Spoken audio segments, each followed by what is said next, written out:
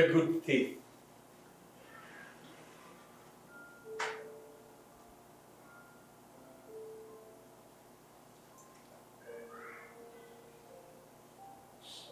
It was Friday noon when the executioners dug a hole for my cross. I stood there in Calvary, naked, except for a loincloth, dirty, sweaty, and bruised. The skin at my shoulders was torn and bleeding. My cross had been heavy, my face swollen and bloody. The children, they threw stones at me as I dragged my cross to the cobbled street of Jerusalem. Suddenly, a soldier came up from behind and pushed me down upon my cross. I struggled to get up, but the heavy foot kicked me in the face. While I was dazed, they nailed my hands to the rough wood. The sharpening brought me to my senses. I had to kick and scream so that more soldiers were needed to hold my feet in place, while the executioners drove the nails to flesh and bones. I hear the other robber. They were screaming too as they nailed him to his cross. But from the man in the middle, I barely hear a sound except the dull clang of hammer against massive nail.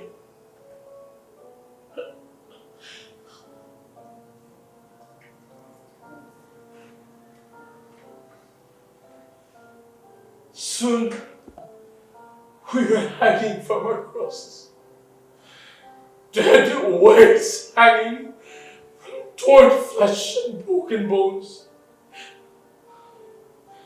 I turned my head to the left, and I saw Christ. He was more dirty, more bloody, more pitiful than I. But I hated him. I hated him for being silent while I screamed in pain. I hated him with all the vileness of my heart, and I cursed him. I cursed him while gazing at the crowd. I took sight of a woman. She was looking at me. Her eyes resembled my mother, pleading eyes that when 20 years ago she begged me to stay home to tend the flock instead of plundering the pilgrims to Jerusalem. No good can come out of it. No good can come out of it, my son. No good can come out of it. Suddenly, a clear, vibrant voice aroused me from my dream. Father, forgive them, for they know not what they do. Christ, are you mad? Fool! How can you forgive them after they nail you and lash you in the cross? But I could not speak. Somehow, the woman's face seems to say, no good can come out of it. No good can come out of it. But the other robber blasphemed Christ, shouting, save yourself and us if you are Christ. Among all the mockery heaped on me that day, I felt this more because it came from a companion in suffering. Do you not fear God? You also will die today. Yes, we will die justly as a reward of our crimes. But this man, Christ, has done no evil. For the first time that afternoon, Christ turned his face towards me. I saw a faint smile playing about his torn and bleeding lips. The words seemed to comfort. Thank you. Here was a friend in the awful loneliness which surrounded me. I tried to cling to that friendship, even if it could only be in a memory. Lord, remember me when you shall come into thy kingdom. Then Christ answered,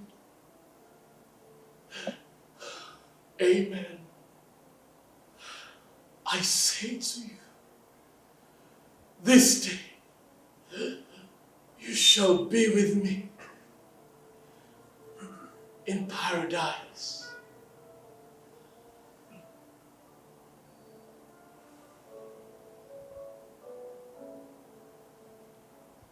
That is a really picture of usa ka tawo nga wala gyud pagsunod sa Ginoo sa tibok niyang kinabuhi.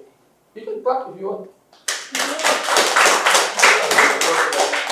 This is really a picture sa tao nga wala gyud pagsunod sa iyong kinabuhi. Puno sa kapaitan, puno sa kapungot, puno sa sanangan. Kanang binuang ra ta tibok kinabuhi ng rape, ng numbag, namatay, di patay mga tao. Di pa siya sigurado ni Kristo. Pero at the point siya kinabuhi, nagkakonsensya siya ba, nagka-reason siya. Labi na itong nabigil sa siyang amigo. Anong curse siya. Yung gilabanan sa Kristo. Yan ihangin siya. Kung hindi mo kuyog ko sa mga halian. Kasi yun sa Kristo humukay kasing-kasing. Kita gahir, kaifad kasing-kasing sa mga malito, sa mga palahubog. Sa itong mga silingan o mga parente. Kasi yun sa Kristo very soft. Amen.